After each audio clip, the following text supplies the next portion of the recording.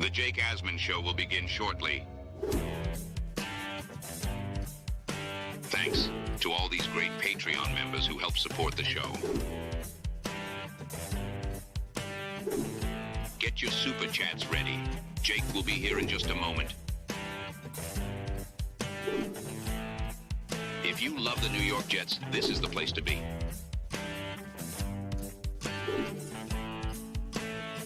And now, the Jake Asman Show. Let's talk about the state of the Jets roster. We know a new GM and a new coach are coming in. How many building blocks are actually on this team? We'll get into that and much more. Boy Green joins us. He's back. He had another kid, and he's ready to talk Jets. It's the Jake Asman Show. Let's hit it and get it started. Please subscribe and hit the like button below. Super chat, baby. Cut the line. Now it's time to talk all things New York Jets. It's the Jake Asman Show. Here we go, Jet fans. Welcome in, everybody. Before we get started, please, if you haven't already, subscribe to the channel. We are well over 40,000 subscribers.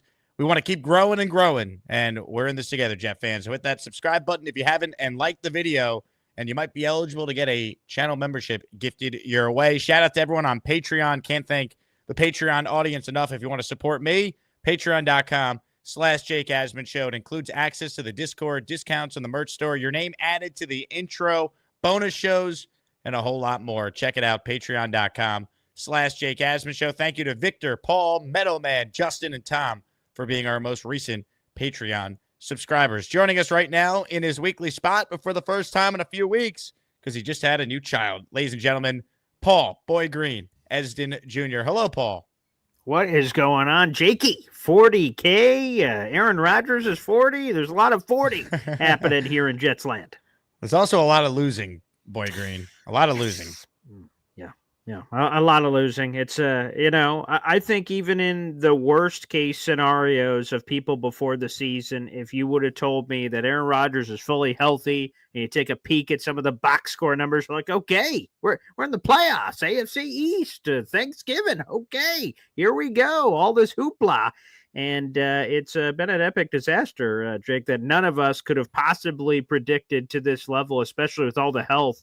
You know, there's been a couple of injuries with Jermaine and a couple other guys, obviously, this year. But to have Aaron healthy, to have this team, and for the head coach to be fired, GM to be fired, and to be 3-8 is it's a bitter pill to swallow. Well, you make a great point, because if I would have told you before the year, hey, Aaron Rodgers at the bye week would have 17 touchdowns, 7 interceptions.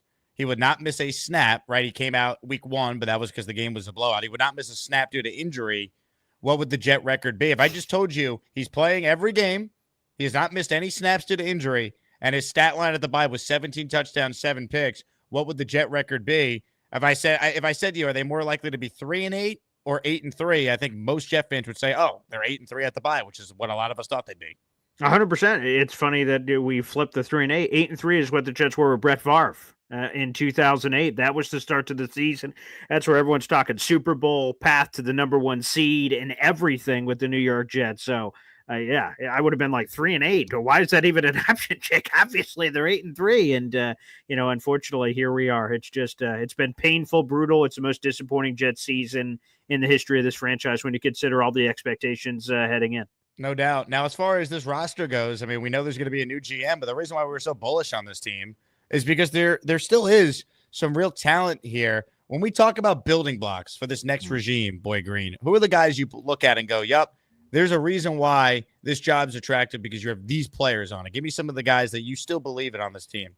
Well, we could start from a foundational piece, the guys that are on the rookie contracts. Jermaine Johnson, I know he's coming off, obviously, a serious injury. How is he not on that list? Sauce Gardner, obviously, this year has been a rough watch and a rough social media. Maybe you're the next Jets content creators coming after, Jake, so make sure you prepare yourself accordingly. Our poor Matt O'Leary, cornerback 1, in there in the social media streets. Breece Hall to me, Garrett Wilson, those guys, no surprise. Those 4 rookie contract guys that are there. And even beyond that, you have second and third level contract guys that are key pieces to me. We talk about Quentin Williams. We talk about Quincy Williams, Michael Carter II. Like, there is a batch of guys. And John Simpson, man, shout out to John Simpson with how great he's looked this year. AVT is under contract for obviously the rest of 2024 and his fifth-year option for 2025. So he's part of that batch that's still available there for the New York Jets. So you've got multi-layered. You've got the young core, that's all the rookies. You have the second and third year players, or second and third contract players, of the Quincy's, who's going to be due for another deal. Michael Carter II's locked in. If you really evaluate the full pie for the New York Jets and look at it here, the New York Jets have a great batch, a great foundation of talent. It's going to be on a coach coming in here and being able to cultivate it, because someone mentioned it earlier in the comment section. Paul, it's coaching. It's coaching is the reason why this Jets team is 3-8 to 8-3. That to me is the ultimate difference here. And if there was a coach that got the juice out of the orange here, the Jets would be 8-3. The fact is, this coaching staff has done the opposite. They've gotten the least amount of juice out of this orange, which is perhaps the most damning thing for Jet fans. It truly reminds me of the Chargers a year ago with Staley, how somehow with that quarterback and the talent they had, they were that bad. And I think it's similar with the Jets. Now, the difference is the Jet quarterback situation is a giant unknown. So you can't call Aaron Rodgers, a foundational building block right now. And I do think, though, his future is very much up in the air, Boy Green, because I know there's a lot of reports saying, oh, he's not going to be back. A lot could change over the final 6 weeks. If he's healthy coming out of the bye and plays well, and I'm talking about where it's clearly like he's Aaron Rodgers again, or close to what we saw in that home opener that you and I were at against New England, it could sway some things. So I think all these people who just speculate, oh, there's no way he's coming back, still a lot of football left, man. That's what's so crazy about this season. All this has happened, and there's still 6 games to go. And it's a double sandwich. So not only if we see this pop from Aaron Rodgers through the final 6 games, but when you look at who's going to be available, Sam Darnold, is he coming back here? I don't think so. Russell Wilson, if his old ass continues to play well for Pittsburgh, they're keeping him in Steelers town. And then Daniel Jones? I think not. Derek Carr, absolutely keep that car in the garage. I want no piece of that action. And then you start going draft, maybe? They have the Jets have the 6th overall pick right now. Are you going youngster? Is that youngster immediately starting guy? Tyrod Taylor? I mean, you start looking through. It's a combination of both how Aaron Rodgers finishes the season and if he wants to return to the game of football, which he's indicated he does in the past, and also the lack of options that are available from the 2025 quarterback field. Justin Fields, another one that someone threw in there. That's an interesting dart throw, I guess. If we're in hell, okay, why not? I guess at least try to have some fun while the Jets are playing football in 2025. But there is major question marks at quarterback, not named Aaron Rodgers, which could ultimately lead the Jets back down the golden brick road of why not Rodgers again. Yeah, you look at the cap ramifications is what I keep coming back to. If he's here next year, you're talking about having to now deal with $63 million, either all in one in 2026 if you cut him, or spread out over 2026 and 2027. If you decide you're moving off of Aaron Rodgers at the end of this season, you could take a dead cap hit all in one, $49 million, or spread it out $14 million and then $35 million. So has Aaron Rodgers played well enough right now to justify dealing with at some point a significant cap hit in either 2026 of $63 million or $42 million, just all in 2027? I don't think the answer right now is yes. I don't think you could justify it, right? Originally, when they redid his deal, you understood what they were doing. They were going to get last year, this year, and next year of Aaron Rodgers with a minimum cap hit. Because next year's cap hit's only $23 million, which is great. If he was playing really well, that'd be one of the best bargains in the league. But right now, he's not playing well. And I don't know if we could sit here and say he's that much better than what Tyrod would be, right? I still think he's better than Tyrod Taylor. I think some Jet fans overrate Tyrod. But, my point is the fact that it's even a discussion, that's why you can't bring him back, because if we don't know, if the answer's not clearly yes, he's the best option you have by far, I don't think you could justify it when you look at what the cap ramifications are. Yeah, there's been too many games this season where you're like, what the? Like Houston, he had 30 yards passing in the first half. And I know he had the terrific second half at 30 yards. We didn't sign up for that crap for Aaron Rodgers. Go to the game this week prior to the bye against the Colts. Outside of a minute 30 left in the first half, he had the same sort of thing, like 30, 40 yards pass, and then he exploded, had the great drive, and then they started getting some momentum, Anthony Richardson turnover, and all of a sudden they started getting on top of teams. But, the Aaron Rodgers experience has stunk. And again, box score wise, he's done a really good job of just kind of the Jets have had to pass a lot that's got to be factored in to the numbers that we've been putting together here. But, again, you have to evaluate what's there. But the fact that we're having legitimate conversation about, Tyrod, would it be better? Could we be doing this with that? I mean, that's disgusting. That sucks that we're having these honest and brutally painful conversations about this. But to your point, there's 7 weeks left, 6 games left for the New York Jets. There's a lot of season left. And again, we don't know who the hell the GM or head coach is going to be. So how could we possibly have these finality statements of Rodgers is gone, Rodgers is staying? No one knows, honestly. And I know, for example, Rex Ryan, who's been campaigning to be the Jet head coach again, of course, but he had said in a previous interview that he'd want Rodgers to be his quarterback next year, assuming Rodgers was all in and he'd be willing to run a modern offense. That's Rex's big thing. He's like, the Jets offense stinks. It's outdated. I know what they're running without even having to watch any prep going into the week. So would Aaron Rodgers, if he wants to come back, is he going to come back and be willing to learn a new offense? If he says he's not, well, then you just move on from him. And you know what? Even if he says he is, that doesn't mean you necessarily have to keep him when you look at the cap ramifications here. And it's a shame because I have no regrets about the Jets pursuing him and making the move. It was the right move at the right time. It was the only move Joe Douglas could have made to try and rectify the Zach Wilson situation with the team as talented as they were a few years ago. But it hasn't worked. And I go back to him getting hurt 4 plays in a year ago. I think that did critical damage to not just him as an athlete and his explosiveness as a player, but the whole timeline was thrown off because everyone got mulligans last year, whereas if he played last year and wasn't playing great, I think we would have sold ourselves on, hey, let's get him a real coach. Let's get a real staff in here. Maybe Mike Vrabel or Jim Harbaugh's coaching this team this year, and we're not 3-8 this year. But everyone getting a mulligan last year threw off the entire timeline, and it's no one's fault that he got hurt. It just sucks and only the Jets that it happens.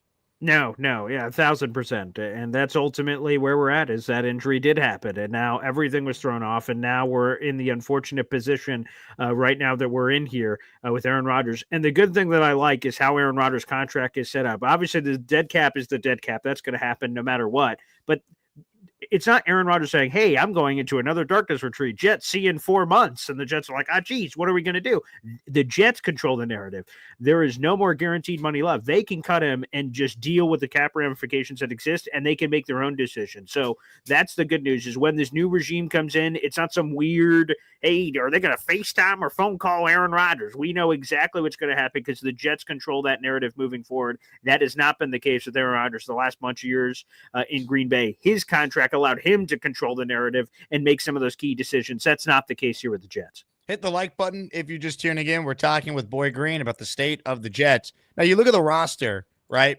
A lot of talk about Sauce Gardner, and he has not been good for his standards this year. I still think we overblow, his struggles. If you look at some of the advanced metrics and coverage, you still have very good cover corner. The tackling, though, it's a problem. Some of the stuff on social media I don't love.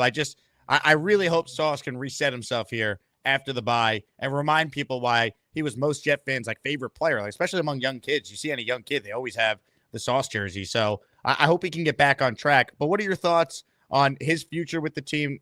Me personally, I'm not trading him when his value would be this low. I would hope a new staff would come in and realize this guy has been great in the league before. Let's coach him up. Let's get his confidence back, and he can return to that guy. Your thoughts on Sauce's future with this team?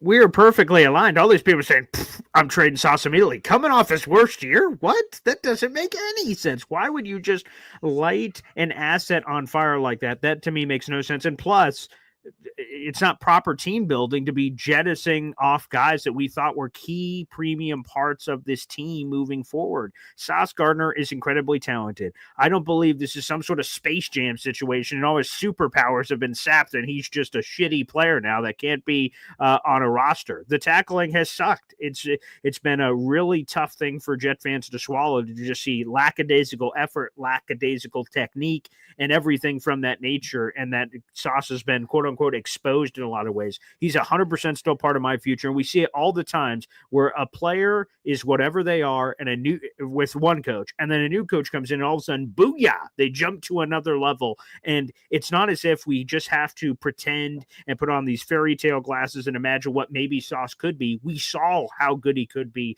through his first 2 seasons. So to me, absolutely zero trade anything. As you see with the Jamal Adams trade, you always have to leave the phone on because you never know what someone's going to do. But the theme that is prevalent among so many Jet fans, of course, we're trading him this offseason, get whatever you can from him, move on, is absolutely, utterly ridiculous, especially coming off this. This is his worst, easily, season of his NFL career. The Jets will get shitty value on it. And plus, they have his rights for both this year and the Jets have to make the fifth-year option decision on Sauce, Garrett, and Jermaine Johnson. That all comes in early May. And if they accept those options, they will have team control over all three of those players for the next 2 years. Plus, we can play the franchise game tag after that. The Jets have all the control here. There's no worry to rush while they can begin contract negotiations. My guess would be Sauce isn't going to talk contract. Why would he? Coming off his worst year, he'd be in a tough position from a negotiation standpoint. If I'm Sauce, I'm saying last year was a blip. I'm going to kick ass in 2025, and then I'm going to ask for my bag or ask for it in the middle of a great run. I don't think we're getting that. Some crazy demands here this offseason. I think that'd be bonkers. Yeah, to your point on contracts, you pick up the fifth-year options on each of those guys. I mean, this franchise did it with AVT, which right. He hasn't earned a new contract, but he's still good when he plays. So you picked it up. He's under contract for one more year. You do that with the 2022 guys for sure. But the only guy I would definitely hammer out an extension with is Garrett Wilson, because I feel like Garrett has played well enough where, unlike Sauce, if Garrett wants to be paid and he doesn't get the money he wants, that's when you get the trade request and things get bad. And I want Garrett Wilson to play his entire career with this team because I think he'll be the best receiver they've ever had if that happens. So I want Garrett Wilson extended. I think he's earned it. He's a leader. He gives a crap. That's the kind of guy I want to build my franchise around. That's the one guy I'm paying this offseason. Yeah, when you look at the foursome, which, again, we're also including Brees, who's the second-round pick. Jermaine's coming off the injury. For obvious reasons, you're not doing anything with that outside of accepting the fifth-year option, in my opinion. So we put Jermaine in a pot. I just mentioned Sauce coming off his worst year. He'd be crazy to ask for his money now and try to hammer it out with the Jets. If so, the Jets, I would think, are going to get a good deal at corner because there's no way he's going to be the highest-paid corner in football coming off this year. So let's put Sauce aside. That leaves you with two. That leaves you with Brees Hall, which, again, with the running backs, I don't know how the Jets are going to play it. That also depends on the new regime coming in, how they value running back, whether he is going to be getting that kind of crazy money or we go to the Garrett thing. And Garrett is on pace to be right there with Brandon Marshall, the historic 2015 season, 109 catches, the most receptions we've ever had from a wide receiver in a single season. And Garrett right now is on pace for 107. And who knows if he maybe gets an extra bump, maybe he can break the all-time single season reception record for the Jets. I am 1,000% paying Garrett. It'll be interesting to see what's the market. Justin Jefferson's at the top at $35 million per year. Will Garrett settle in around 30? Because you got to kind of compare him to the Jamar Chases who are going to get paid. Lamb just got paid and things of that nature. My gut would probably say like a 4-year, $120 million, 30 per, and then all of a sudden you lock him in. I think Garrett's awesome. I think Garrett's proved that. He's had some crazy moments this season, and I just think, as we've said this entire time, with consistent quarterback play, Garrett Wilson is going to be the superstar receiver we've all said. So he's the one. I agree with you 100%. If I'm paying anybody, it's Garrett.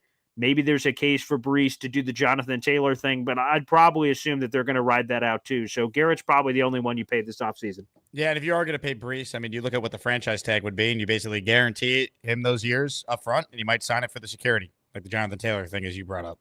Could be. Absolutely. You could do essentially what the Saquon Barkley was going to be with the Giants, but he didn't accept that deal. But basically, franchise tag. He gets financial security, and the Jets get him at a pretty decent deal because Christian McCaffrey has reset the market twice. He was the highest paid running back at $16 million per year. The new deal puts him at $19 million per, but the franchise tag is that top 5 average. So you're not even getting it anywhere near that range, which is in the 11-12. I'm totally copacetic with paying that to Brees. All right, some super chats are coming in, then we'll talk more about the GM and coach for this team going forward. Our guy, Chef Kevin, his YouTube name is Fastest Food Reviews. I'm rocking the Cloverleaf Tavern hat. That's where Chef Kevin is the lead chef at. My guys, Jake and Boy Green, thank you for the great Jet content. Jake, thanks for the continued Cloverleaf support. Our team isn't good, but you guys are gems.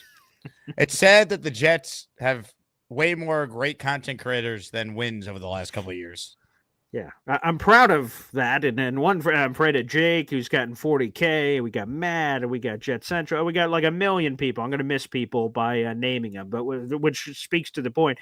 We have so much great The Jet fans deserve better. We deserve that great season. This is about to be season 14 of no playoffs, one winning season in those 14 seasons. It's pathetic. It's disgusting. And the fact that we've been able to consistently put up great content is awesome, but I wish the team would reward that loyalty and that patience with the great season we all deserve. And now it might take a little bit more time before we get what we need.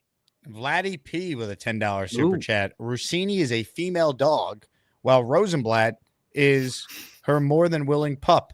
I, for one, will not trust those two, especially her. She hates A-Rod and the Jets. Shove it where the sun don't shine. So Vladdy P, anti the Athletic story. Boy Green, your thoughts? Here's the thing I was super annoyed by. So to me, in the Athletic piece, there's two eyebrow catching things.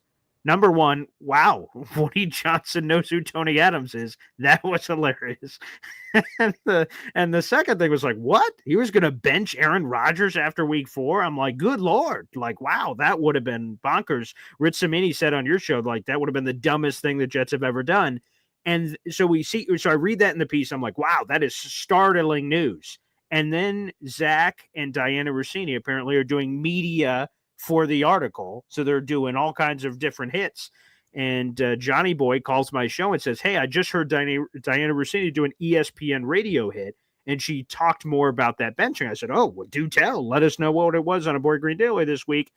And she said, well, the benching was about injury for Aaron to get healthy. And to me, that's incredibly shady to say it in the article and give the impression that we were going to bench Aaron Rodgers for shitty play, but it wasn't for shitty play at all. It was Woody saying, hey, maybe we should bench him so he can get healthy, is apparently how Diana Rossini described it on the ESPN radio interview. And I find that incredibly slimy because I don't think that is, if that was true, you should have put that in the piece because that's a totally different perception to me of the whole Woody Johnson, Aaron Rodgers benching story, which, by the way, Aaron Rodgers is eventually going to comment on after this bye week when he has the Pat McAfee show and media opportunities in the locker room. To me, that totally changes it. So I hate how that piece of it was portrayed, which then all of a sudden brings question to the rest of the piece. If they did that for that, what else did they do that for? Which hurts because I really like Zach Rosenblatt. I've had him on my show. You've had him on your show. But like that to me seems really shitty. Well, what's strange about the articles, right? Oh, Woody suggested benching Rodgers. They don't listen to him. Then he plays bad against the Vikings, throws 3 picks in that game, including one when they're driving to try and steal the win at the end. And not only does he not bench Aaron Rodgers, they then fire the head coach. Mm-hmm. And then while the head coach is being fired and they're playing Monday Night Football the following week against the Bills, the Adams trade had already been done earlier that day. No one knew about it yet. So he wanted to bench Aaron Rodgers, and then a week and a half later, he went out there and acquired his best friend in a trade and paid up front to get Devontae here so they could lower his cap hit. Like, it's very odd. I'm not sitting here saying Woody has not meddled. Clearly he has. It was his decision, as we all know, to fire the head coach 5 games in. But that article reads to me like a bunch of disgruntled guys like Saleh, Douglas, their agents, giving the Athletic some insight here, because when the sink is shipping, people want their story out there so they can have a landing spot for where they go next. And that's how the article reads. I mean, this idea that Joe Douglas didn't get enough time or somehow Woody prevented him from making the moves he wanted. I mean, the resume for Joe Douglas speaks for itself. He's 30-64, 0 winning seasons, no playoff appearances. They won 7 games, 3 separate times. That was the high win total mark, 7. They picked in the top 11 and 4 of the top 5 NFL drafts. And while Douglas certainly did some good things, he hit on some big players in the draft. Mm-hmm. He hit on no one other than Michael Carter outside the top 45 that's a true impact player on this team. He didn't do enough. He missed on Wilson, he missed on Becton, and the biggest mistake he made, you could argue, was Robert Saleh as the head coach. He had more than enough time. It was time for a change. Yeah, I hated that headline. The headline, I believe, from The Athletic on that Joe Douglas piece was like, he never had a chance, and get the fuck out of here. Excuse my Guatemalan. Yeah. But come on, man. 6 years? We can blame Woody for a lot of shit, and there's a lot of Jet fans that wish he would sell the team. Patience. Look at, outside of Adam Gase, who only got 2 years, everyone else had chances, man. Bowles, Saleh was in the middle of year 4 going through his stuff. Douglas would have had his full 100 games in 6 years.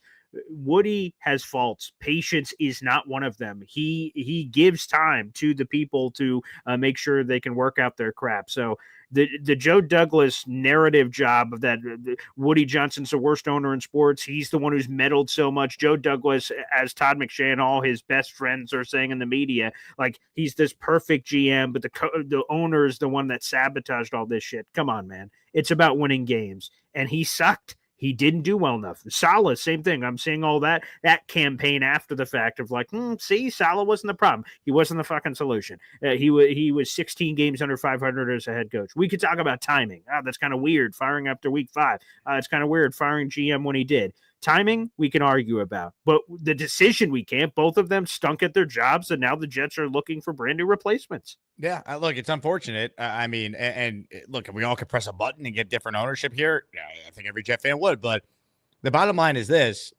Woody has been patient, and they haven't won. And I think now what he needs to sell on the people they bring in is that you're going to have full autonomy like the previous guys did until it got out of hand. And to me, it all comes down to, can they hire the right people, Boy Green? Because I use the Knicks example with James Dolan all the time. James Dolan's not this great owner now. No Knick fans chanting sell the team at Dolan like they were for years. The reason, because he hired 2 people that are running his franchise, and Leon Rose and Tom Thibodeau, and the Knicks have become a championship contender, and they have built it the right way. That's what the Jets need. Like, they need Woody to either get lucky and hire the right people, or Woody's got to be smart and bring in people that can help him identify the right people for these jobs. Yeah, that's why I'm so intrigued, and I hope it's true. There's been a lot of people kind of talking about it. This director of football ops, with Woody likely going away for this political thing. I don't believe that's official yet.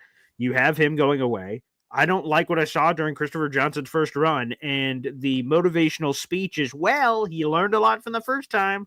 Good to know. Keep it to yourself. I'd rather have a smart football mind who knows football that's running the ship at the top, and then they work to hire a GM, and then they work together to hire a head coach. We need structure. We need a pyramid. We need organization, and it would be great to start zigging after all this zagging. It has not worked with the Woody Johnson chance. It didn't work the first time with Christopher Johnson, and then this bullshit of like, well, Christopher hired the guys, Woody didn't, and then there's like this awkwardness. No. Let's everyone be on board. Let's hire the right thing, and then let's go through it. That's why I'm so intrigued, like I said, with this director of football ops, so that there is a clear guy that's at the top. It's not Christopher running it. It's a football person that you've hired to organize all of this and have it run through. Again, everyone's talked about that's what the Jets need. I just hope the Jets listen, and that's something they actually do this offseason.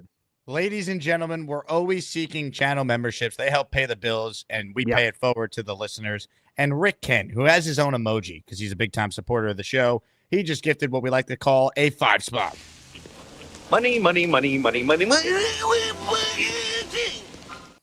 All right, here we go. Sauce, Aaron Natan, Doug Williams, Rex Reeser, and Ike Got Next Show, all receiving a channel membership from the great Rick Kent. Rick, we thank you for your support. Terrence with a Boy Green super chat. Ooh. On your channel, Paul. He says, love listening to both of you guys. Go Jets. Appreciate that, Terrence.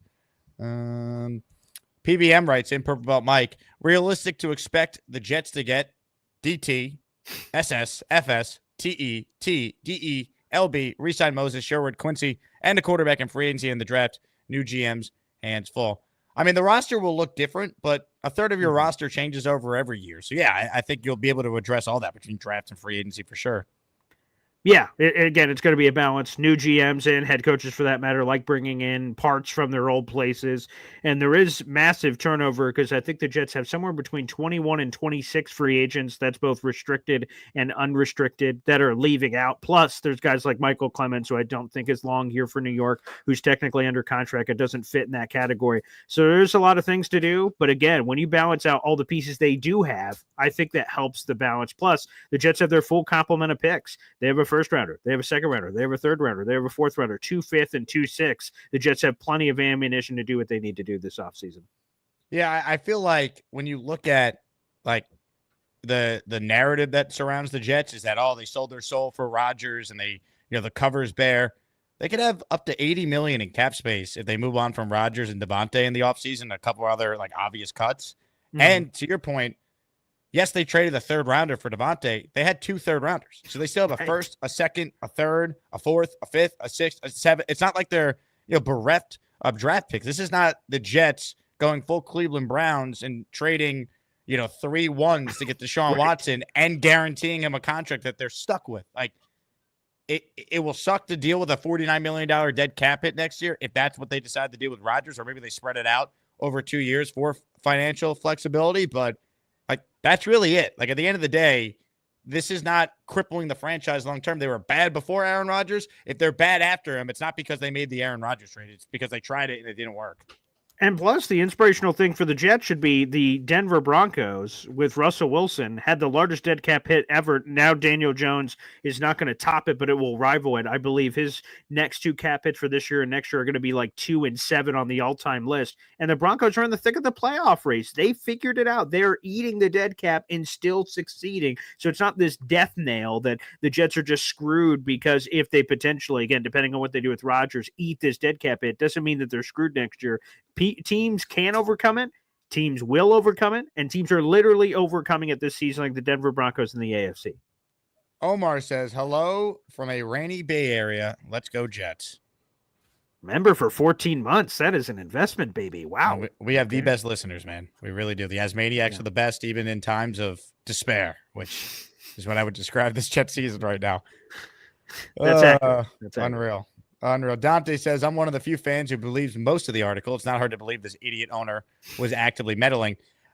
Clearly he meddled. I mean, we could see it, but my pushback would be the article reads like Joe Douglas never had a chance to be a good GM here. Correct. He had more opportunities than most with he lost 2/3 of his game. And many of us still were like, we got to give him this year because Rodgers got hurt last year, when in reality, if Woody wanted to move on at the end of last year, he wouldn't have been wrong for it. My big thing was that you either keep both Saleh and Douglas or you fire both of them. He gave them a mulligan. The mistake was, if you're only going to give Saleh 5 games, you should have been fired at the end of last year. 100%. And think about all the mistakes. GMs don't get multiple whacks at the banana. So he effed up the Zach Wilson pick. Then the Jets are like, oh boy, we got to go in a different direction. Okay, crazy Aaron Rodgers trade. He had the Sam Darnold. Remember, he came when Sam Darnold was still here. He took over the 2019 team, and then in 2020, and then they said, oh boy, what are we going to do? Are we going remember to what he said, Boy Green? He said he was going to build around Darnold, and he was going to protect Darnold. And he apparently, Rich Cimini said this on this podcast before, that Douglas, when he was with the Eagles, when he graded the quarterbacks, when he was doing draft evaluation for them, Darnold was his number 1 guy on his board that year. So he was thrilled to take over the Jets with Darnold because he believed in Darnold. They failed to put a team around Darnold. Gase was a mess. The offense stunk. They're obviously moving on from Sam. So he had 2 young quarterbacks that he couldn't get right. And then he made the Hail Mary for Rodgers. It was the right move. It didn't work. So ultimately, between that and the head coaching hire, at what point do you say, you know what? He had enough time to turn it around. It didn't work. Yeah, and I hate when people keep saying that Joe Douglas is not responsible for the record. He hired the coaches, man. If Robert Saleh sucks, that's on his hands. That's the blood on his hands for Robert Saleh stinking. And you just saying, oh, well, he got all the talent.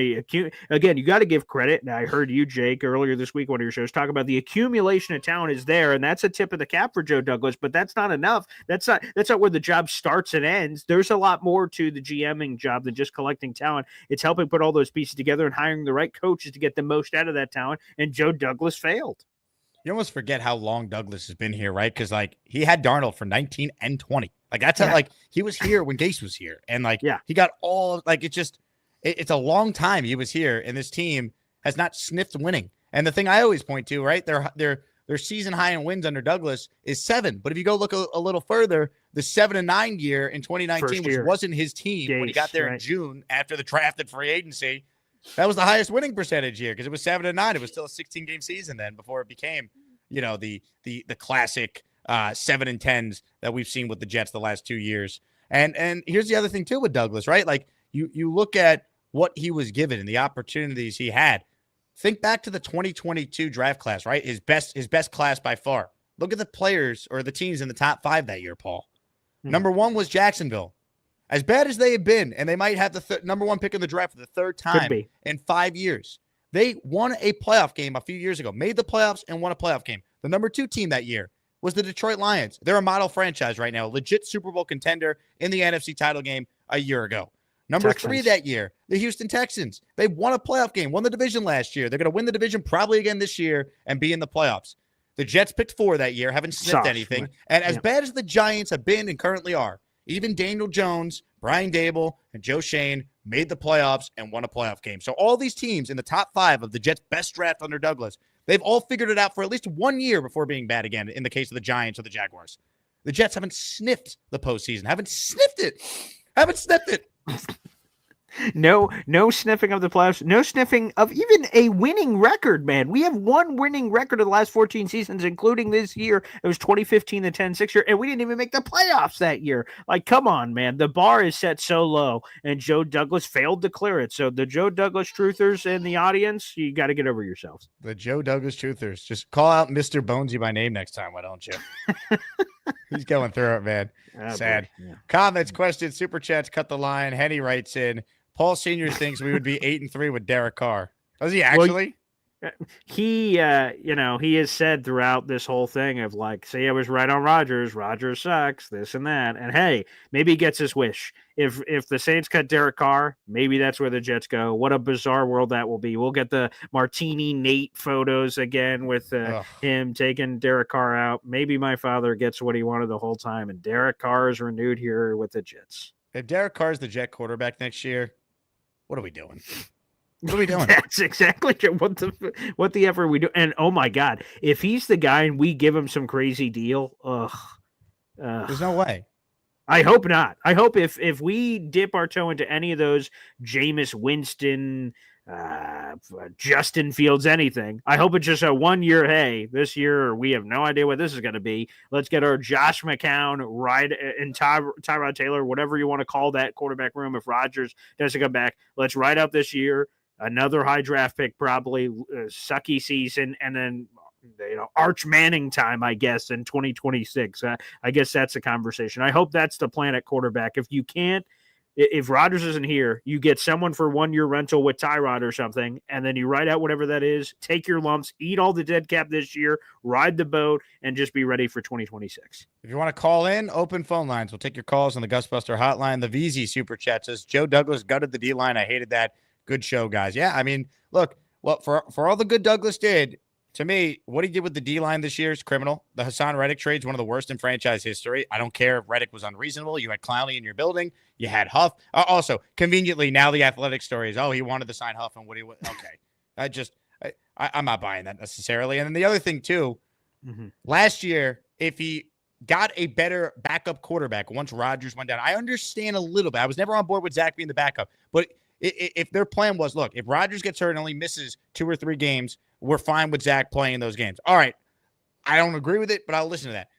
But you knew 4 plays in, the year was over for him, and you did nothing. And last year's team was better than this year's team. They actually were a good defense. They actually had a kicker who couldn't miss. If they had a better backup after week 1, found someone, they could have made the playoffs last year, and Douglas would still probably have a job right now if they broke the playoff drought last year. He didn't do it. And then this year, the kicking situation was very similar. He neglected to get a kicker when it was obvious Zerline lost it. It cost him anywhere from 2 to 3 games, depending on how you want to prognosticate it. And once again, these were too many mistakes for this GM to overcome.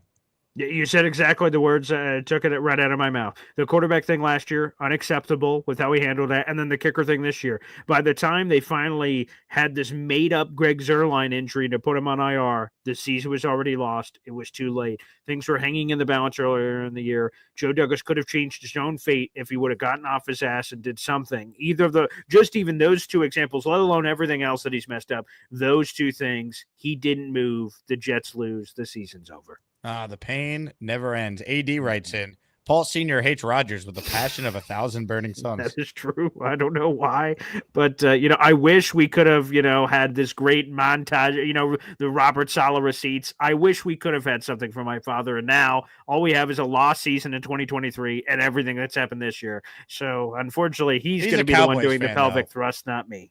He's a Cowboys fan. His team stinks too. That's true. I guess we're all mired in mediocrity together. Oh, man. Jayco said, what happened to all the viewers? Did Boy Green scare them away? Oh, they're in here, baby. They're in here. We got over 300 people watching on my channel. Paul's got a bunch on his as we simulcast these weekly hits. Now, Boy Green, you dealt with a hernia injury. You're still dealing with a hernia injury. What's been more painful, the hernia situation or watching the Jets this year? It's definitely the Jets. And because I don't know how it is for you, Jake. That's an interesting question we could kind of, explore after I give this answer here about how you're watching these last 6 games. But for me, no matter what horrible thing happens, like to me, I feel like the season was truly lost in that second New England game where you blew that. And obviously you had the Pittsburgh game, you had all these ones. But like after that, I'm like, it's not going to happen. And then by the time the next game gets here, I'm like, wait a second here. We can do this thing. Let's go on a run. We can win 10 games. Oh, and I looked it up. I'm like, okay, every team that's won 10 games over the last 3 years has made the playoffs. Boom, the path is there, baby. Let's do this. And then they'd lose. I'm like, Jesus, tankathon. What are we doing here? And then by the next game, okay, let's do this thing. So maybe I'm going to do that once again by the time we get to Seattle. But that's been the painful part is I keep getting myself back up, and they've only given me the Texans game, and all the rest of them have just been these wild teases. So, Jake, there's 6 games left. There's 7 weeks left in the season. How are you looking at these final 6 games? Are you apathetic? Are you not? Are you fully in and you're riding the highs and lows? Or are you just deplugged and say, hey, whatever the fuck happens? Like, how is Jake Asman watching these 6 games? Yeah, for me, I'm still rooting for wins at this point, but if they lose, I'm no longer going to be upset. Like, even in the Colts game, like I was disgusted, but I also was like, you know what, like they're just not any good. You know what I mean? Like, just not any good. Whatever. Like, so I'm at a point where if they lose, I'll deal with it. I'd like to see the young players play well. I don't think losing's good if you want Garrett Wilson to not request a trade if they finish with 3 wins and lose the next 6 coming out of the bye week here. I don't think that's good. But I think ultimately, if they win, great. I'd prefer the wins to be against Miami. I'd love to stick it to them and hurt their playoff chances. I'd love to stun the Bills. That'd be nice. But, if they lose, fine. It is what it is. For me, I just hope these young players play well. And really, I do want to see what they look like after the bye. I'm expecting them to lose. We know the Jets always lose with more time to prepare, which is a major indictment on how bad this coaching staff is. We all get that. Yes. But part of me is still holding out hope, and it's probably just being a fan, that Rodgers has been playing hurt. The bye week helped him get healthy, and he could look like the guy we thought we were going to get for a lot of this year, that we've seen it in glimpses but haven't seen consistently. I hope we see it. It's unlikely. There's no evidence to support that. But that, at least for this first game coming up, I want Rodgers to play, and I hope he could play well. I'm not counting on it, but that's what I'm looking to see, at least coming out of the bye. To me, that's it's a lot of rationalizing, to your point, right? You spoil the Bills, you spoil something with the Dolphins or something, that's fun. That's something you can root for. The young players going crazy, right? Garrett, if he breaks the all-time catch record for the Jets, that'd be super cool. Touchdowns, scores, points, things of that nature would be exciting for us in a season that hasn't had a lot of the excitement, unfortunately. Yeah, that's it to me. And I think that's, the proper way to watch everything. But it's hard when these losses happen for us not to flip the other way. It is what it is at this point. Let's talk about the head coach of this team, Rex Ryan, on the campaign trail, making the rounds. Yesterday in his weekly hit on Barton Hahn, Rex said this. I look at it this way: blow it up. We're going to blow the opponents up. There's way too much talent on this team to play the way we've been playing, period. And how hard can you get a guy to play? That's the thing. Like, nobody's seen a team going to play the way as hard as this team's going to play in the future. Trust me, if I'm the guy. Trust me. And that's going to be it. That's what's going to separate me from all these other guys you're going to bring in. Your Grudens, your whoever, whatever. Give me a break. They ain't New York Jets. I'm all about the Jets. And the great thing is, all right, yeah, second chance. You get a second chance at it and things like that doesn't happen very often. Yeah, well, when it does, it's usually special. And so we'll find out if I get that chance or not. If not, then, hope they have one hell of a guy in place, because I still want to be a fan of the Jets. I still want to be. But, when I look around, I know nobody's better than me. Rex Ryan, baby. Being Rex. Love Rex. I question if it's the right move. He's not my number one choice. He's probably not in my top 3 or 4. But I'll take Rex Ryan over a defensive coordinator who's never been a head coach before.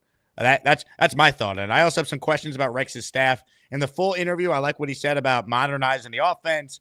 I keep coming back to the fact his son is on the staff of the best offense in the league, the most creative and probably well-coached offense in the league, the Detroit Lions. Like, I'm sure Rex is seeing what they're doing, being like, that's the offense we need to try and run. Not every team has a Ben Johnson, though. So there's questions. That said, your thoughts on Coach Rex Ryan 2.0 with the Jets? Come on. How does that not fire you up, man? Like I said, it's for every video, you can see it over my left shoulder. Play Like You Mean It, the Rex Ryan book. It's right there. I mean, I love Rex. We all love Rex. That was our best moments, at least for modern Jet fans, younger Jet fans. That's the best that we've seen was those back-to-back AFC Championship games, injecting excitement and juice for the first time in a long time for the Jets. You went from Eric Mangini, Bill Belichick whispers in the press conference, booyah, I'm not kissing Belichick's rings. Screw that bastard. And then the success that came with it, we're like, okay, that's our guy. Obviously, it ended horribly, and we all want to forget how it ended with Rex, which was a crash and burn of epic proportions. But, Rex, how do you not hear that and want to run through a wall for Rex? So to your point, I'm in the same boat. He's not in my top 3, 4, 5. I prefer, Todd Munkins, Ben Johnson's, Mike Vrabel is a guy that's high on my list. But to your point, if you're comparing him with an Aaron Glenn or something, and you have Rex Ryan that's done it before, I don't know how I don't know how realistic any of the Rex Ryan stuff is. Would Woody Johnson really go back and hire Rex? And I'd have to go back in NFL history. How often has a head coach been a head coach of we'll use the Jets because that's this example, be a head coach of the Jets, leave for a significant period of time and go, oh, Rex Ryan again. I've seen people come back to different spots, obviously retreads, but the same place under the same ownership. I don't know if that's ever happened before. So that'd be incredibly unique. I love what he's saying. He's a mouthpiece for the fans. It'd be fun to see. And maybe there is a world where you get the right head coach. Maybe Mike Vrabel's the guy, although he has his own defense, I'm sure. But where you have a head coach that is confident in who he is and he's his own man. I'd prefer it to be an offensive guy because then you could have Rex, a mad scientist. Rex is a defensive coordinator. He's interviewed and gotten very close twice. The Dallas Cowboys job he almost got as a DC, and he almost got the defense coordinator job with the Denver Broncos with Sean Payton. So he's been close twice. He just wants to get back in the league really badly. You'd have to have the right new Jets head coach for him to exist in there because Rex has made it very clear he wants to be the head coach. So that could cause all kinds of turmoil immediately from the beginning with if things go south, people start whispering in the locker room, I don't know, Rex might be a better head coach, and then all hell breaks loose. But yeah, come on, man. How do you not get excited about freaking Rex Ryan? It's amazing. I don't know how realistic it is, but it would be fun, and that makes our jobs even better. You tell me it's Rex Ryan as head coach and Brian Dable as the offensive coordinator. I'm in. Come on, baby. That to me is the big hire. I'll say this. I have zero doubt this team is at least 6-4 right now if Rex Ryan is the head coach instead of Jeff Ulbrich / Saleh before that. Yeah. Again, coaching is, someone said it earlier. It's 100% true. It's all coaching. Look at the talent on this team. We've had shitty Jets years in the past where we go on offense. We're like, we got Jermaine Kearse, freaking Chad Hansen, and these ridiculous players like Jesus. The Jets are not the most talented football team on the field. With this Jets team, every friggin' week, I mean, they have unbelievable talent compared to the opponent, and it doesn't matter. Again, that's debilitating. It's demoralizing as a Jets fan to know that we finally have it all figured out, quote unquote, with all the roster, and then the coaching sucks. Finally, we have everything set up. The quarterback's not delivering. Last year, it's just one thing after another. It's a struggle. Hit the like button if you're tuning in. We'll take some of your calls here coming up, some super chats coming through the pipeline. This one from Craig in Australia. Boy Green, were you in Adelaide recently? The car in front of me the other day had a registration plate SPL. Currently on the lookout for GDB. I was not, but apparently, just like Aaron Rodgers was a guy that looks like him that just shows up to games recently. Apparently, there's some handsome bastard running around, cosplaying as Boy Green, and I can only feel honored and appreciative of that. But no, I was not recently in Adelaide, but appreciate you thought of me while you're in Adelaide, seeing what you thought was me. Thank you. Snowball with a super chat. He says 5 winning seasons and 24 years of ownership. No one's going to sit here and say the Jets ownership group is a good ownership group, but we were around, at least a lot of us were around, when Woody owned the team since 2000 until 2016. They never had back-to-back losing seasons. They did go to the playoffs 6 times. We were just talking about Rex and the 2 championship appearance years. It's the same ownership group, and they're not selling. So you have to hope that even if it's by accident, a broken clock is right twice a day, even a blind squirrel finds a nut, as Steve Asman always likes to say. You have to just hope that they could luck into a competent GM and competent head coach, because that's the only way this changes. Yeah, the thing that I don't like, though, is like people just say, oh, Woody Johnson's the owner, so we're screwed forever. That's the problem. You're never going to win without it. You mentioned the Knicks example earlier. It's about hiring the right guys, man, and you pair that with the talent, and that recipe results in winning. Woody has won before. It's not as if he's had 24 losing or 25 losing seasons. There's been AFC championships. There's been a division title in 2002. Like, there's been winning. It's about the hires. It's about that. And plus, to be honest, everyone's bitching about Woody. He's not even going to be here for the next 4 years. So, like, he's going to set everything up and then he's going to peace out. So you won't be able to blame Woody for whatever is lacking there from that perspective.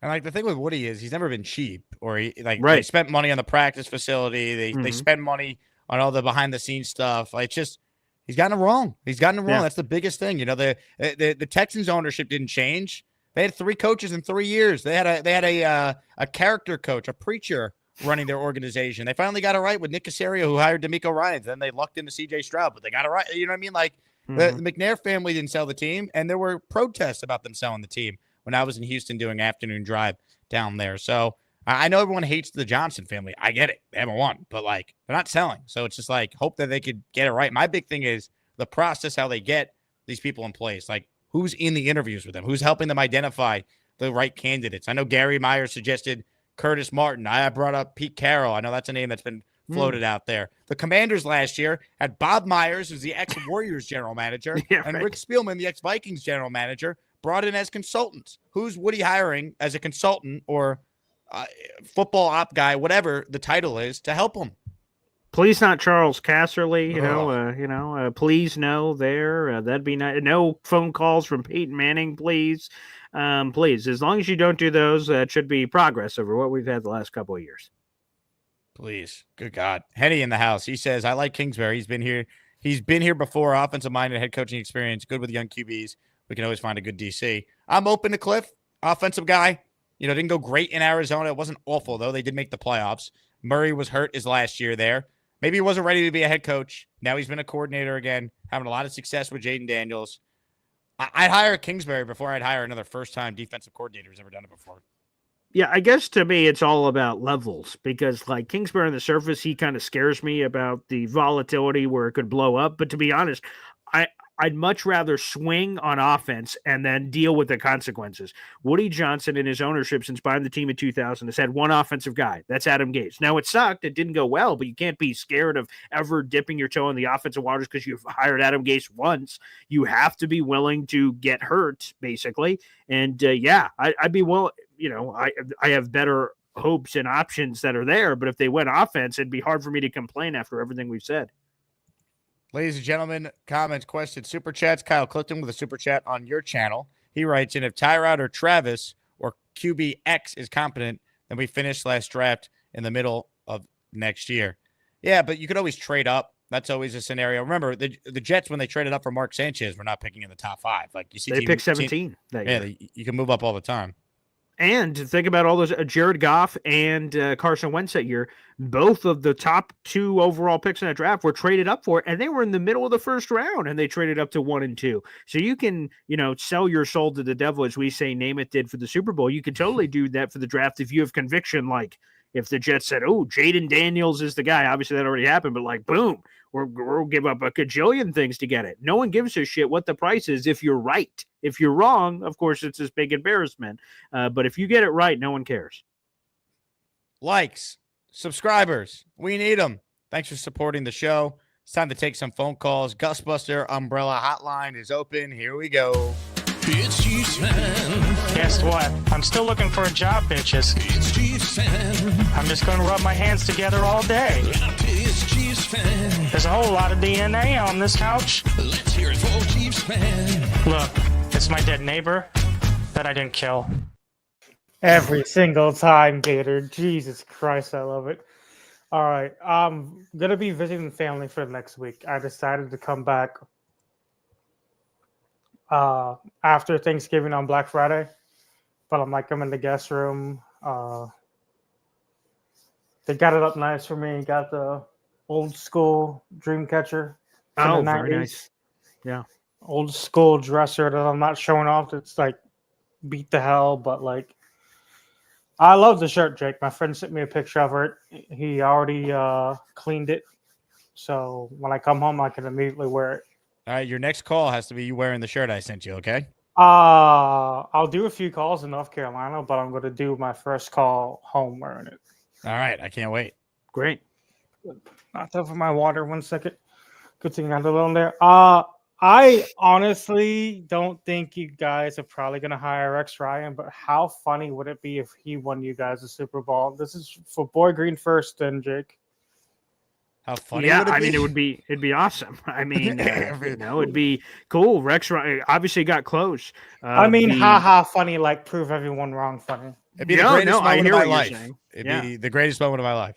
Yeah. And it's just crazy that we had the inverted experiences. The 2009 AFC Championship season, the Jets get on top of the Colts in the first half. Yeah. Mark Sanchez pump fake Braylon Edwards I remember long that touchdown. Dwight Freeney spin sack, and then they failed. They just flopped in the second half. And then the Steelers, the first half couldn't have gone worse. Mark Sanchez fumbled at the end of the first half. It was awful, and they make this crazy rally in the second half. If you combine the first half and second half of those performances, the Jets are in the Super Bowl. Of course, we can't do that. So it'd be cool for Rex to be the promised child and deliver the once promise he had 15 years ago. Yeah, that'd be super cool. You could break the name of curse, the Sure. soul-making curse, whatever people say. I honestly would have liked, back then, I would have liked the Jets versus Saints more because it would have been more entertaining and would have been more defensive battle. But then Bounty Gate was back then, so Right. I don't know. I would have feared for Mark Sanchez's safety back then if I knew what I knew now. Oh, okay. Right. But I'm hoping you guys win one. Like, I understand what you guys went through this year. Yeah. And I'm hoping you guys win one soon. Because my team, the way we look, we ain't going to three-peat. But I'm like, if it's if there's a new team coming out of being a new let's say the next Patriots, I wish it upon you guys. Because at least New Yorkers know how to party. Oh, All right. Wow. Now, Chiefs fan, let me ask you this. What's the latest with your job situation? Where do we stand? Currently, looking into moving either to Chicago or North Carolina during the spring. So right now, I'm just going to pick up side gigs that just do yard work in the winter and fall because there's a lot of leaves to rake, even though my back and my knees are screwed. And there's a lot of snow that you can shovel. Like literally, like you can do like this. I like the South Park kids do: knock on the door, name a price, shovel the snow. Okay. That's what they did. But Cartman would just sit there and do nothing and text on his phone the whole episode. Now I have a question for Boy Green. Boy Green, if you needed someone to shovel your driveway from the snow, I know you're in upstate New York. Obviously, it snows a lot. We do. Would you hire Cheats fan for the role? Would you trust him? I mean, the thing I'm a little worried about is there's a lot of this, not a lot of this. You know. Well, all you literally have to do is give me a thing of hot cocoa, and I'll be out there working. Because I lived in Chicago, I would shovel snow, and that for a side gig. Oh, so you'd shovel for a cup of hot cocoa? Well, okay, done. I mean, I would shovel for a cup of hot cocoa and a few dollars because I knew what I knew what it was like growing up poor. So, you just increased the price. I thought we agreed on the cup. Now we're worth some shekels too. I mean, that $5 could go towards more hot cocoa. I'm not supposed to be drinking that during the holiday season because I'm a pre-diabetic, but I like to have a cup every once in a while. Okay, I respect But it. I'm really hoping you guys finish off the season strong or have something good. I'm hoping your Knicks can do. I don't know if you're a Knicks fan. Hopefully your Knicks can do strong. But I know this is a football show, but can we just sit there and laugh at the 76ers real fast because I think it's funny. Yeah, hell yeah. Let's laugh at them. Yeah, screw the 76ers. We're fans of rival teams. We can still poke fun at a rival. I like it. Yeah, F the 76ers, those bastards. They threw Allen Iverson's career away. They could have did some things with him. But I'm hoping you guys at least enjoy yourself for the Thanksgiving. You guys have a good Thanksgiving, and these next two games are gonna be good enough for you as Jet fans. But if at least you have an excuse next Sunday to eat as much leftovers and drink. Thank as you, Chiefs want. fan. God bless. Yeah. I haven't been on the show for a while, but I'm gonna try to be on more shows on my vacation. But I just really, really hope just something positive out of it in this season. You never know. This coach might be able to turn it around and might do something, but or they might just give him back his DC job. But I'm not sure, but I'll say this, Chiefs fan. You have a wonderful Thanksgiving if I don't talk to you, all right? I will. Oh, I'll be back on during the weekend. You got it. It's Chiefs fan. Guess what? I'm still looking for a job, bitches. It's Chiefs fan. I'm just going to rub my hands together all day. It's Chiefs fan. There's a whole lot of DNA on this couch. Let's hear it for Chiefs fan. Look, it's my dead neighbor that I didn't kill. What a call from the great Chiefs love fan that. there, huh? One of a kind. That's amazing. One of my favorite moments of the show was when he told you that he had COVID. Do you remember this? No. It was, I think it was over the summer, and Okay. he called in, and I just remember you were infatuated by what you were hearing from Chiefs fan that day. He's a unique individual. I mean, the calls have been legendary. There's no question about it. I believe this was the moment it happened. One of my first cards was in the '90s. The quarterback who went down with the ACL. What was the hand for? I don't understand. So that was part of the story. Oh, I do that. You look like you have a massive hand. No, I mean, that's impressive, I guess. ADHD, Bren. That's something that What does it have to do with your hand? Us 90 kids do a lot of dumb shit. But all I know is I studied the Jets quarterback play over the years, and then that's what I started to do as a kid, and then I got into football. Maybe it wasn't that clip, but that was a different clip. That one was a funny one because he just randomly he was telling a story and he just went like this, and I'm like, what did that have to do with the story? And then he said, us 90 kids do dumb stuff, and then I just started to what does that mean? It felt like the Dwayne Wade of it felt like that. That's funny. I haven't seen that one. That's a good one. All right, a couple of housekeeping items here. First things first, Kyle Clifton says the Chiefs fan intro comes on and I get legit chills. Well, you got it as an intro and an outro today, Kyle. Yes, very nice. So enjoy. Board Fat just exploded onto the scene with memberships. He threw 10 on yours, 5 on mine. Board Fat, thank you for supporting our channels. We couldn't do it without you, man. This is for you, baby. Sound the alarms.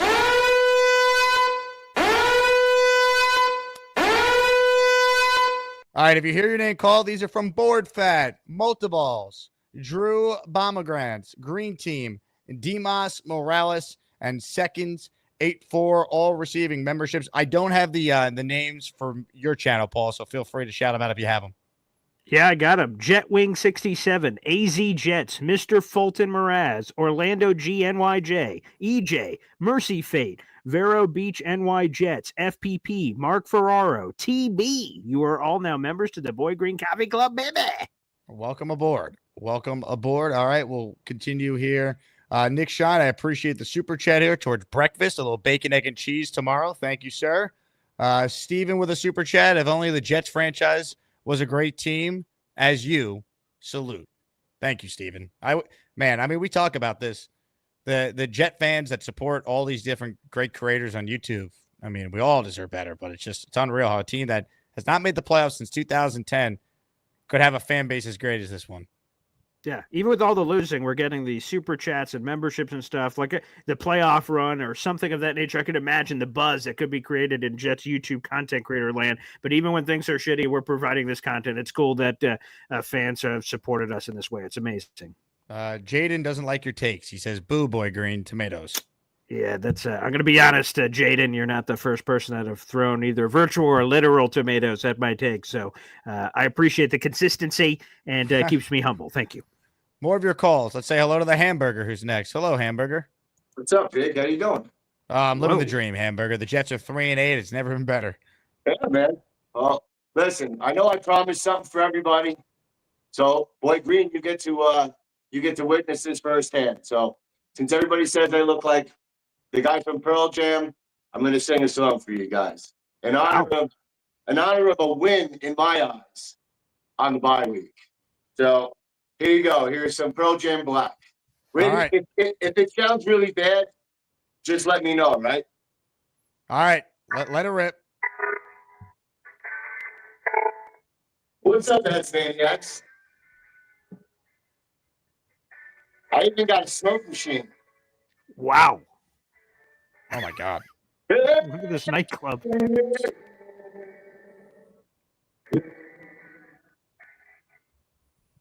I can't hear anything. I don't know what's happening right now. It's a bigger disaster than the Jet season.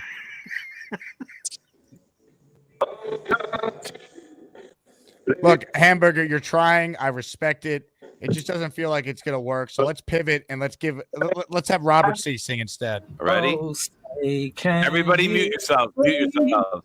Light of dawn's early light. What so proud that we hail? We're so gallantly streaming, and the rocket's red glare, the bombs bursting in air, gave proof through the night that our flag was still there. Oh, say does that star-spangled banner yet wave for the land and of the free and the home of the brave. Yeah. Hell yeah. Hell yeah, there it is. That's what we I needed. think we missed a few lines in the national anthem there, but I love that. That's beautiful. A tremendous performance. Open phone lines if anyone wants in on the conversation here. We tried with the hamburger karaoke. The audio wasn't working, so we pivoted to a little Robert C. Hamburger, you're still there. Yeah. Have you figured out what the issue was? No. I guess it just didn't come through. Maybe it's the sound system's too loud for it. I'm not sure. You hear me now, right? We hear you fine, yeah. Yeah. No, I have no idea, man. That's why I'm glad you cut out, but everything was good on my end. I'm going to have to figure out a different way maybe, so next time. All right, we'll give it a shot another time, but great job out of you. I appreciate the effort. Hey, man, I tried. We'll go give it a shot next time. Ladies and gentlemen, the great hamburger. If anyone else wants in, last chance. Robert C. is watching. He says, thank you, guys. You're welcome, Robert. Great performance. Love Great Robert. performance. Robert C., dark horse contender in the Asmaniac Madness in March. He should be. I mean, Robert has been, I don't know how many times he calls in, but every time he does, it's legendary. Alan taking a shot at Hamburger, saying he's going from number 1 to number 22 this month in the power rankings. Oh, wow. Oh, that's overreactionary. That's strong. We got another legend on the line. You want to talk about a Cinderella run, all right, in the tournament? Let's say hello to David, who's next. Hey, David. Hi, Jake. I don't mean to be a pain in the butt, but I love your show. I love the Jets, and you guys are really good at what you do and so informative. I thought I knew a lot about football until and then you get, other than the outside reporters and all that kind of stuff, we get the real Jet stuff, and that's what I'm all about. Thank you. We appreciate that. Sure, yeah. My thing is, as far as the coaching, and you guys really explained everything. There are a lot of talent on the team. We have our draft picks. The what concerns me is Woody, but and that's why I had called in yesterday and said about Rex Ryan. But you had said like Mike Vrabel. And I think you used the word autonomy. Is that like complete control? Full autonomy. Yeah, I would allow Mike Vrabel to pick the GM he wants to work with. I think he's that good of a coach. Yeah, I mean that would be that just might be a way that they could get him. And I just don't believe that the Jets are an unattractive pro football team job. My father used to say, "Jealousy will get you nowhere." You know what I mean? Could you imagine being the coach of the New York Jets? I can't imagine it, but I hope they hire someone that can do it, David. Have you thought about coaching the Jets? No, I was I took a walk today. I was trying to play general manager, but no,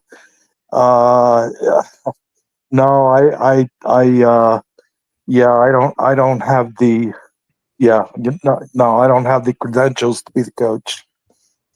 Now, David, are you a close talker in real life, or only when you call it on the show? The reason I think I had said to you yesterday, the reason I had the phone up to my no, wait, I'm sorry. What was the question? I think you answered it. Good call, David. Yeah, I hold the phone up to my face because of I don't have my contact lenses in. I'm dealing with an eye irritation, so give my eye a rest. And I mean, Is it good for your eye to hold the phone that close to your face?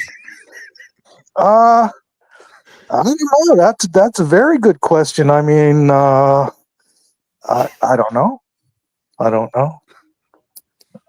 But if it puts me in one of the categories of your top 25 callers, I welcome it in.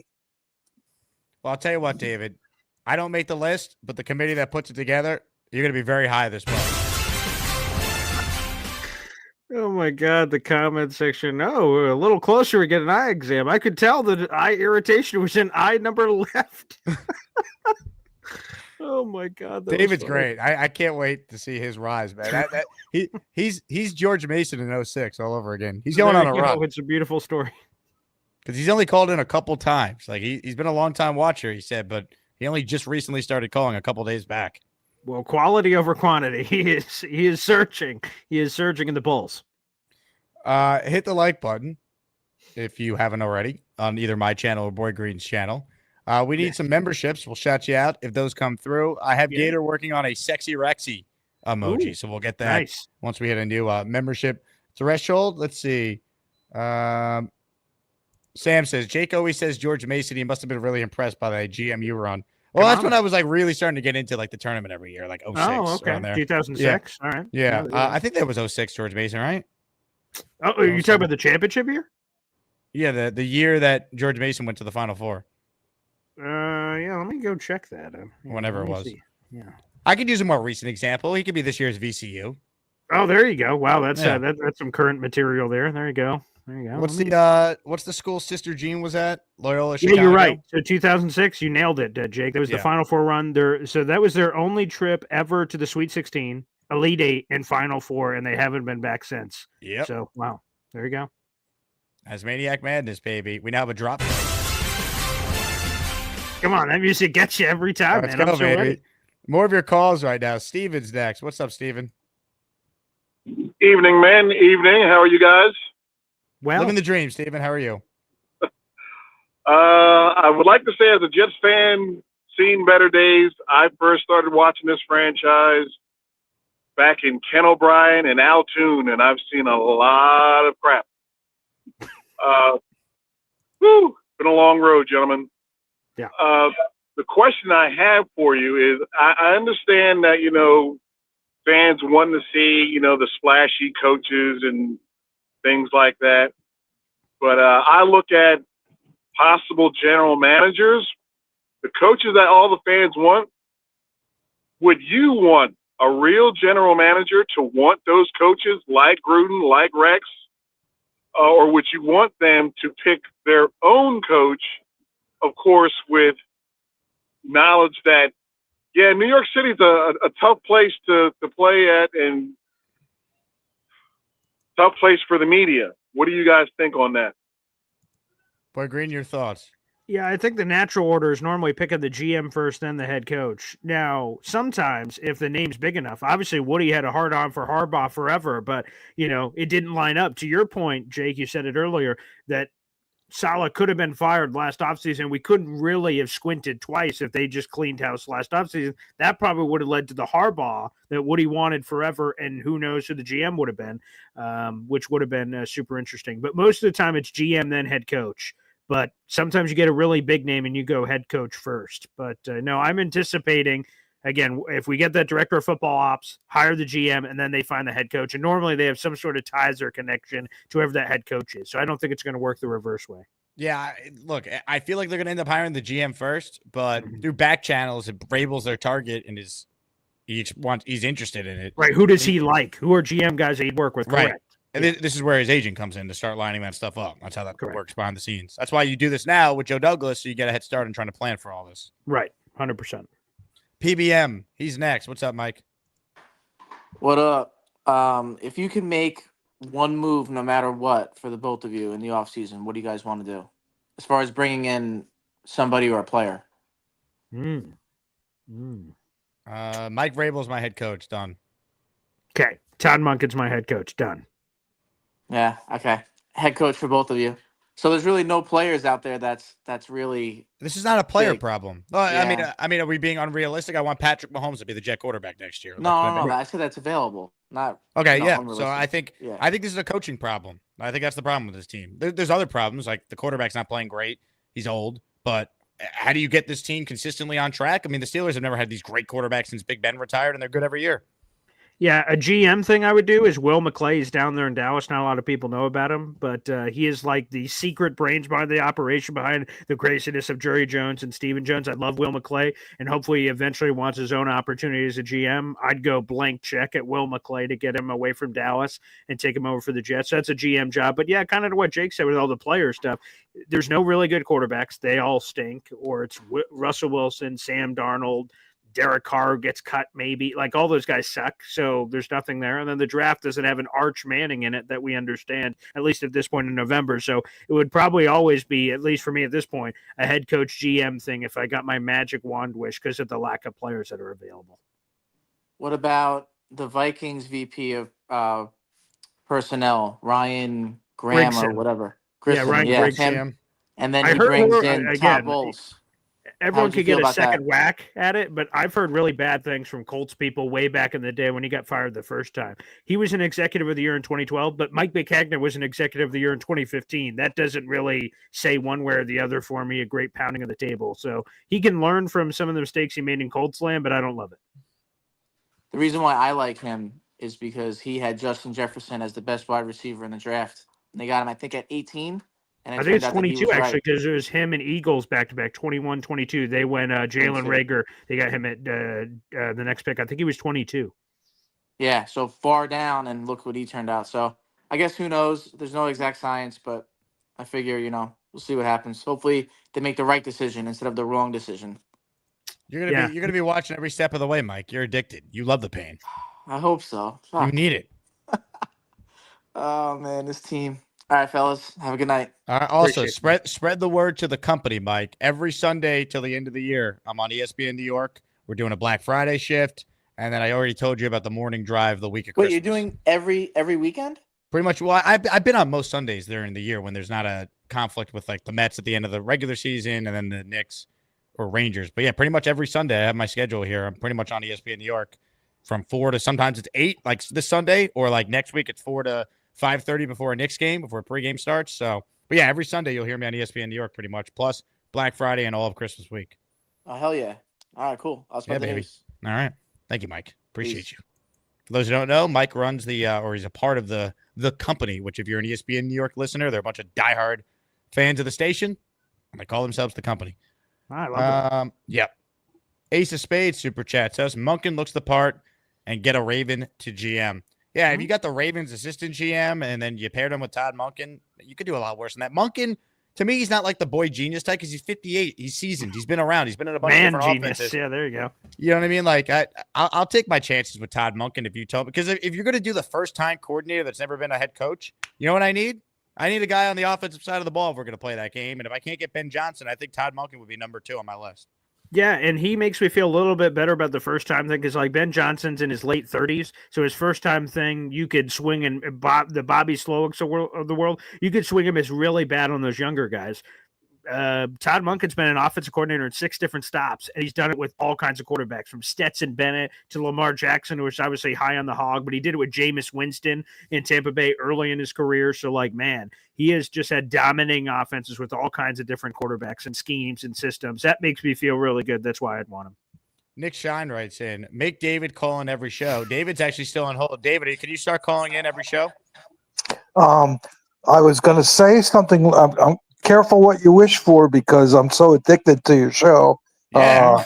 Yes, I absolutely would. And Nick's a cool guy. I mean, you guys, you have so many cool people affiliated with, the Jets fan group there, David, we know, all right. Best fans in sports, the Jet fans.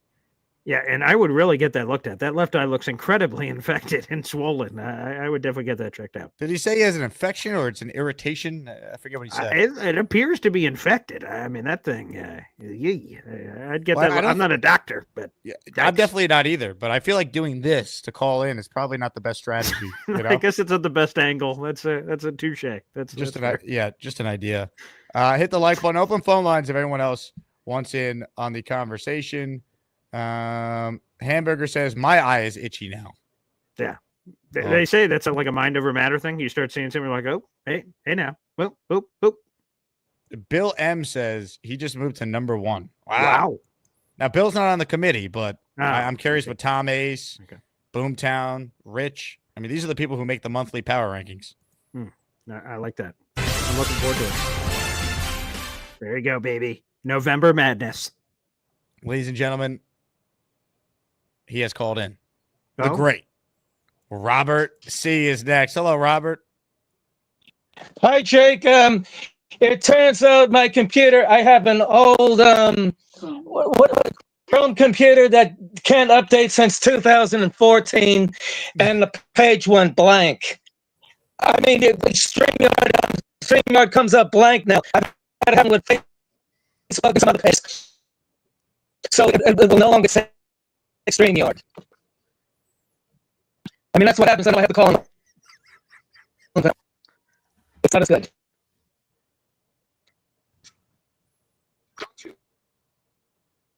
But I wanted to read the national anthem because I missed a few verses. So let me know. So I'm going to try to send it to you. Robert, you're struggling right now. Yeah. With connection-wise. Is there any way you could call back and see if that makes it any better? It's a phone. I still get it.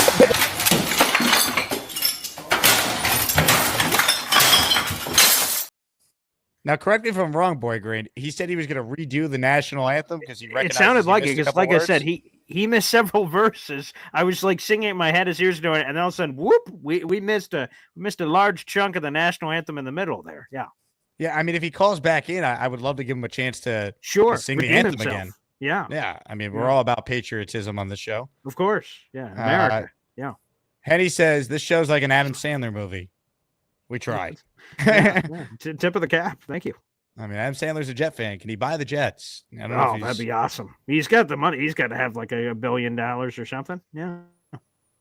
Also, apparently, Robert, his mic blew out some people's eardrums. So I apologize to those watching live or after the fact. Sorry. Tom May says Robert C. gave us the Cliff Notes version of the anthem. Oh, I see. Spark Notes. Okay. Yeah. That makes more sense. Yeah. I will try this again with Robert C. Robert, do you hear us? Robert?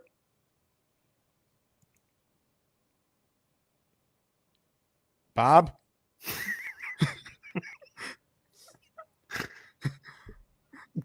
Does he know he's on the air? I don't know. Bob? Robert? Gone. Maybe we'll try again. Yeah, perhaps. Again, I'm all for patriotism. Yeah. Man, there's no one else on the line. I plan to do a clean 90 minutes, so we got about 7 minutes left if anyone wants in on the conversation here. Sure. Oh, hold on. We got someone on the line right now. Okay. Ladies and gentlemen, this guy called earlier, gave us a rant for the ages. I'm surprised he has any more energy left. The biggest mistake they made is not firing this whole crew of shitheads before the season started. The coaches can't make decisions. They don't correct anything. I mean, this is a joke. Guys, hey, Green Bean, Jake. Hey, what's up, Peter? Green Bean. Green Am Bean. I close enough? You got the wrong guy with the beard. It's Green Bean, isn't it? No, it's Boy Green. Boy Green, but okay. It's all, I get it's all the names mixed same. up. It's a game of Scrabble. I appreciate that. What's up, Peter? Well, who do you think as far as the head coach? Who do you like? I like Todd Monken. I like Mike Vrabel. Give me an older guy that's been around the block. Okay. How about Brian Flores? You don't like him? I think he's kind of a dick, and the handling of players scares the shit out of me. The beef with Tua, with the quarterback, and people could call Tua soft, and they have. That doesn't spell well if he gets the wrong young quarterback in there. Because what's the plan for the Jets? Maybe he'd ride it with Rodgers, but if he gets a young quarterback in there and he just doesn't like him, I'm a little afraid of how that turns out. Why would you be afraid of that? I'd be glad if he didn't like him and he got him out. Who? Flores. Rodgers you're talking about? No, Flores, if he didn't like the quarterback and he took him out.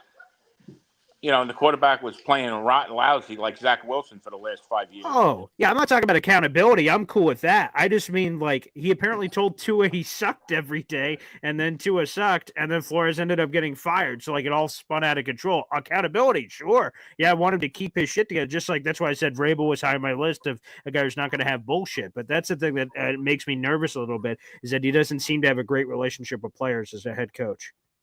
How about Grable and his connection with Belichick? You think Belichick will talk him out of coming here? Probably, because that's going to be, I would imagine, one of his first calls. Hey, Belichick, what do you think of the Jets? And I can only imagine Belichick's going to tell him a lot of shit about the Jets, which could turn him off. I don't know how close those guys actually are. Like, he played for him, yes, but he never coached under him. Like, Vrabel's close to the guys at Ohio State. He's close to Urban Meyer. He's close to Bill O'Brien. At least, like, Bill O'Brien hired him as his DC for a year, and then he became a head coach in Tennessee. Like, we all just assume Vrabel wouldn't take this job, but one, you got to try, and he wants power and control, and the Jets would give him that. So, sure, I don't know. And honestly, like, okay, Belichick tells him not to take it, but the Jets might give him the best opportunity. We don't know that. I don't know if all these, like, what team's hiring Mike Vrabel? We don't know. He didn't get hired last cycle, so that's worth mentioning. I'd love to get Grable. You know, it's Vrabel, though, Pete, right? It's not Grable. Yes, but I actually think he's a real good coach. Anybody that can win with Tannehill is pretty good, because Tannehill's not that good. Yeah, he went to an AFC title game with him. He won 9 or more games in 4 of his 6 years. He hired 2 offensive coordinators that then became head coaches. Like, he's got a good resume, the best you're going to find of anyone that's potentially available. I just hope that Woody makes the right choices, you know. And you can't blame Woody for what's been going on with the Jets. He brought in Devontae, Reddick. He got everybody they wanted. And these guys can't coach anybody. They can't coach anybody up. They can't scheme up the offense. They can't do anything. If you wasted all that money, how mad would you be? I would have thrown them all out the door too. I mean, they gave Rodgers $50 million. The year before, Lazard $150, whatever he got, $144 million. Alan Lazard did not get $144 million. Now, you gave me what would be the equivalent of that with your $500 super chat about Lazard. But Lazard did not sign for $140 million. Jake, you deserve it. You're the best. Thank you, Peter. I appreciate it. But you're not. You gotta. How many players did he take in? He took in Turner. He took in Lazard. He took in who's that other stiff? Oh, Grable. Not Grable. Randall Cobb. Oh my God. I mean, come on. And then this year it was Devontae Adams. All right. Devontae Adams is a good player, but we needed him in the beginning of the year, not in the middle of the year. The same as Reddick. Reddick, we didn't need him in game 5 or 6. We needed him in the start to be there. I mean, a total disaster. How would you feel if you were Woody and you owned this team and you saw that and you had these guys running the team, and then the kicker gets taken by Kansas City? What was Joe Douglas doing? Sleeping? Yeah. Probably. I'd be pretty pissed too. So I don't. Woody might be. I think he gave them everything they wanted, and they didn't perform. And I don't blame him for what he did. And as far as him saying that Rodgers should have been replaced, what game was that? That was the Denver game. After the Denver game, he should have been. They were probably talking and saying, "Oh man, he took a beat. Maybe we should take him out." And meanwhile, they turn it into something else. I don't think he's that bad. I mean, he doesn't know what he's doing, but he needs somebody in there that does. He hired Joe Douglas to do that, and he didn't do it. He had 5 years. Salah had 4 or 5 years. He stunk. I would have fired Salah after the Seattle game 3 years ago when that team was unprepared, where they could have went to the playoffs if they won that game. And they were never prepared for any big game. The following year, they go to Miami and do the same thing. Mm-hmm. I mean, they're never prepared for a game. The coaching staff is just horrendous. It's just horrendous. And you two guys are great. I watch Boy Green. I watch him in the morning, very early. There you go. And, Thanks, man. Jake later. But it's mostly all as maniacs on your show, too. Yeah. That's true. Yeah. You're both very good. Thanks, I enjoy Peter. you. Thank you for doing what you do. You're great guys. Peter, you're the man. We love you. Furline, he stinks. Get him out of here. Aaron Rodgers, he's as bad as Simeon. He's not going to get better. He's 41 with a bad leg. He's terrible. Peter Castro, one of the greats. Wow. One day he'll learn Mike Vrabel's name is Mike Vrabel. Yeah. And hey, I don't mind getting called Green Bean. That's a legendary class right there. Call me Green Bean as much as you want, pal. He confused the beards that both of you present. That makes sense. There's green in both of the names. There's beards. Yeah, it makes sense. Yeah. Makes total sense. What a show this was, Boy Green. I know it's been a couple of weeks because you had a baby, you had a hernia, but I'm glad you're doing well and that you're able to join us again, hopefully on future Fridays throughout the remainder of the season here.